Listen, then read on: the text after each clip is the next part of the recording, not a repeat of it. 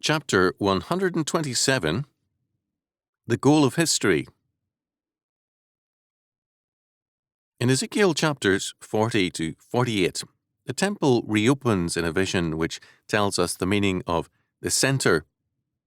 Out of the sanctuary there flows a river of life to all the world. Instead of diminishing as it left the altar, the river of life became wider and deeper, and its waters carried healing everywhere. There is a related vision prophecy in Zechariah chapter 14, verses 20 and 21. All things everywhere shall be sanctified, so that not only men and nations, but also very ordinary things shall be holiness unto the Lord. We are reminded of Isaiah's declaration concerning the future. They shall not hurt nor destroy in all my holy mountain, for the earth shall be full of the knowledge of the Lord, as the waters cover the sea. Isaiah chapter 11, verse 9. The same prediction appears in Habakkuk chapter 2, verse 14. It is, in fact, the emphasis of Scripture as a whole. The goal of history is that the world shall become the sanctuary of God, even as the eternal, infinite, and omnipotent God inhabits heaven and all eternity without being comprehended thereby. So too he shall inhabit the earth, even as he did the Holy of Holies. The world must become and shall be the sanctuary of God.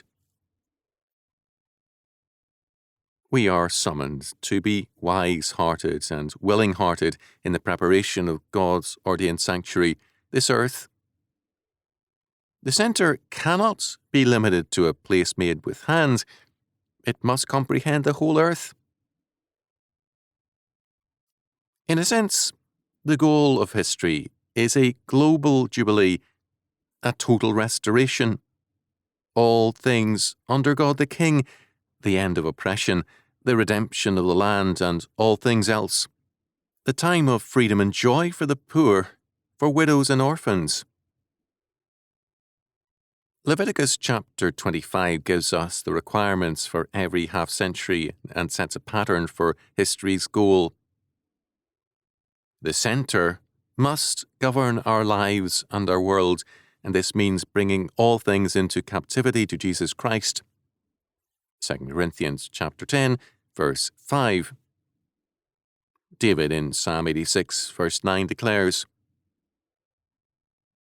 All nations whom thou hast made shall come and worship before thee, O Lord, and shall glorify thy name. If a church does not see itself as an embassy of the great centre, God in his glory, it is a false church. It is the duty of the true church to seek the preeminence and rule of the triune God in every area of life and thought. To work for less is to deny Jesus Christ. We began our study of Exodus with Luke chapter 9, verses 28 to 31, and the reference there to our Lord's decease, which he should accomplish at Jerusalem, verse 31. We saw that the Greek word translated as decease is exhoden, or exodos. The word hodos means way. In John chapter 14, verse 6, we see our Lord identify himself as the way, the truth, and the life. Jeremiah calls God's law the way of the Lord. Jeremiah chapter 5, verse 4. Jesus Christ is God incarnate, which means that he is the second person of the Trinity made flesh, and in that incarnation, the person, law, grace, mercy, judgment, and, in brief, the fullness of God's King is incarnate. In our Lord's exodus in Jerusalem, the false centre and way are destroyed. Matthew chapter 27, verse 51 tells us that the veil of the temple was rent in twain from the top to the bottom by God's supernatural judgment. The old temple was a false center. It had profaned itself, and so God profaned it. 1 Peter chapter 4 verse 17 tells us that judgment must begin at the house of God. Those churches which have made themselves into false and evil centers which point to the wrong way shall be profaned by God. For God's covenant people, our Lord's Exodus means going from captivity to freedom, and from the realm of death to that of resurrection. The shortest chapter in the Bible is a celebration of this fact, which, in time, will be a victory for all men and nations. Psalm 117 in its entirety says simply, "Oh, praise the Lord, all ye nations, praise him, all ye people. For his merciful kindness is great toward us, and the truth of the Lord endureth forever. Praise ye the Lord." This is the next to the last of the Hallel Psalms, Psalms of exultant praise. According to J.A. Alexander, this was a doxology which was used at any point in the service to conclude or accent some great aspect of the ritual. The psalm is addressed to the nations or Gentiles and to all people or all nationalities. The psalmist looks forward to the entrance of all nations and peoples into God's kingdom and their joyful participation in his praise. The last sentence, "Praise ye the Lord," is our Alleluia.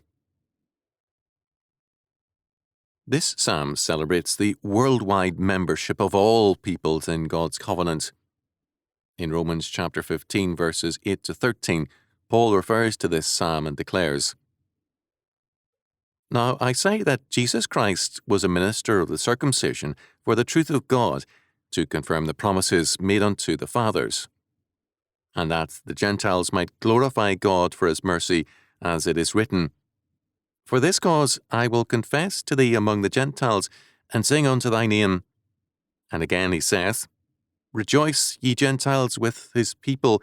And again, Praise ye the Lord, all ye Gentiles. Laud him, all ye people. And again, Isaiah saith, There shall be a root of Jesse, and he that shall rise to reign over the Gentiles, in him shall the Gentiles trust. Now the God of hope fill you with all joy and peace in believing, that ye may abound in hope through the power of the Holy Ghost." The great error of Israel was to limit the Messiah to a nationalistic goal. The great error of the Church has been to limit Christ to a purely personal salvation, to a concern for individual souls. Pre-millennialists have combined the two errors. The individualistic emphasis of fundamentalism is united with a belief that the Jewish national hope is valid and that the goal of prophecy is the restoration of Israel and the triumph of the Jewish hope. Both the premillennial and the amillennial views and the views of Judaism are man-centered. God's goal is not the enthronement of either individual man or collective man, but of his kingdom. Psalm 117 therefore stresses God's merciful kindness, not man's hope or desire. The psalm is God-centered, not man or society-centered. The center is not man or man's political state, nor man's institutions. It is the triune God and his kingdom. We are to praise God for his merciful kindness. Our salvation is all of grace. However, as the construction requirement of the sanctuary makes clear, we cannot have the center and its transforming power in our society or the world at large without free will offerings. There has been a long and ongoing debate in the Church on free will versus predestination, in the sense that these advocates of free will use the term The idea is a myth. No creature has free will.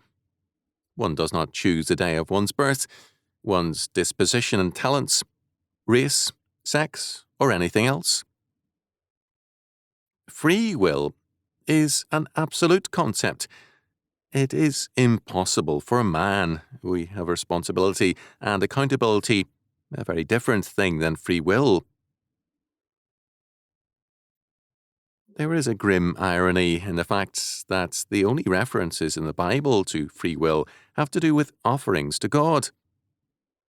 These references are, other than Exodus, Leviticus chapter 22, verses 18, 21, 23, chapter 23, verse 38, Numbers chapter 15, verse 3, chapter 29, verse 39, Deuteronomy chapter 12, verses 6 and 17, chapter 16, verse 10, chapter 23, verse 23, 2 Chronicles chapter 31, verse 14, Ezra chapter 1, verse 4, chapter 3, verse 5, chapter 7, verse 13 and 16, chapter 8, verse 28, Psalm 119, verse 108, a reference to the free will offerings of my mouth.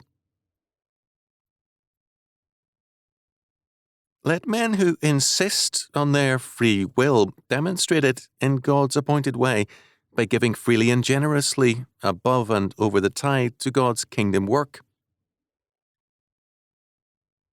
The kingdom of God cometh not by disputation. It rests, humanly speaking, on God's appointed way, on the willing-hearted and the wise-hearted. When men have their lives governed by the only true centre, then their giving will also be so governed. Then the power and effect of the centre will radiate to all the world.